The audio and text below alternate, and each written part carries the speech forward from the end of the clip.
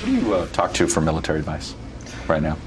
Well, I watch the shows. I mean, I really see a lot of great, you know, when you watch your show and all of the other shows, and you have the generals, and you have certain people that you like. But is there somebody, is there a go-to for you?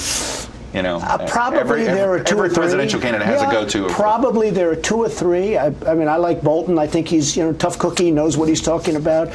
Jacobs is a good guy. You mean Ambassador John Bolton? Yes. I think Colonel Jack Jacobs. Colonel Jack Jacobs is a good guy, and I see him on occasion.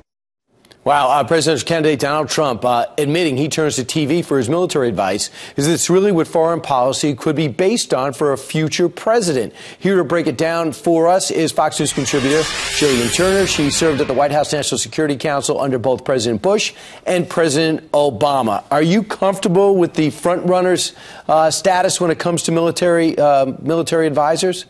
Well, look, he can certainly try and, you know, forge some meaningful relationships with current and former, you know, military leaders. The bigger problem here is that he wants the United States to maintain the world's, to maintain its status as the world's foremost military power, but he's completely unwilling to do what it takes in order to do that, right? He wants us to pull out of NATO, leave the Ukraine problem to the Europeans, pull out of the anti-ISIS coalition, leave the terrorism problem to the Middle East. It's a very myopic worldview.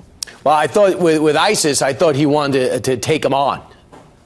Well, what he wants to take them on, but if you'll note, his main complaint is that the United States is financing the entire fight against ISIS. He's tired of doing that. He believes that they're really a Middle East problem, an Iraq problem, a Syria problem. He doesn't fully recognize the threat that they pose to the United States. That's a problem. Yeah, it's just so interesting because economic issues polled #1, national security #2, immigration #3, and then social issues #4.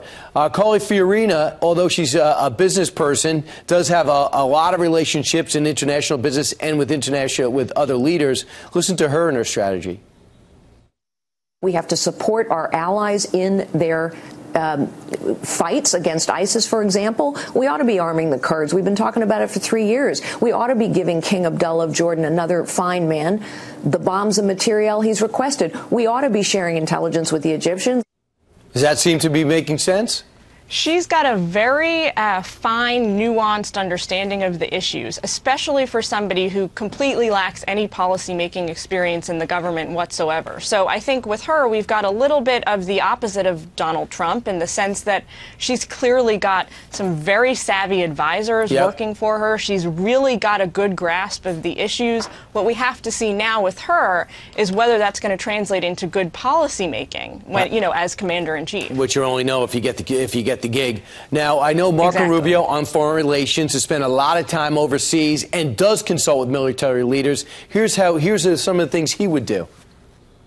This administration has failed to anticipate impending crisis, ignored the realities of the globalized economy, and sought to make America liked rather than respected.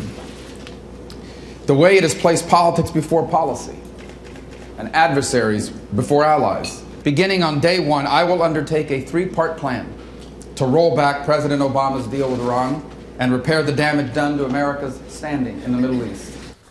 Right there, he didn't get, that wasn't as specific as he's capable of. That was kind of generic. Overall, though, Gillian, you think all of these candidates are behind where they should be on foreign policy?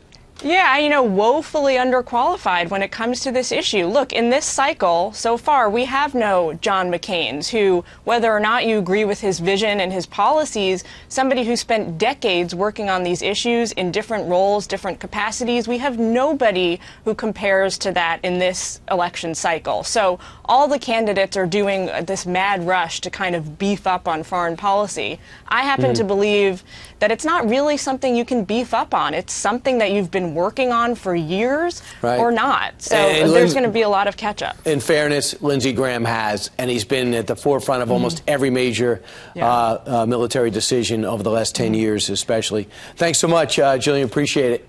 Thank you.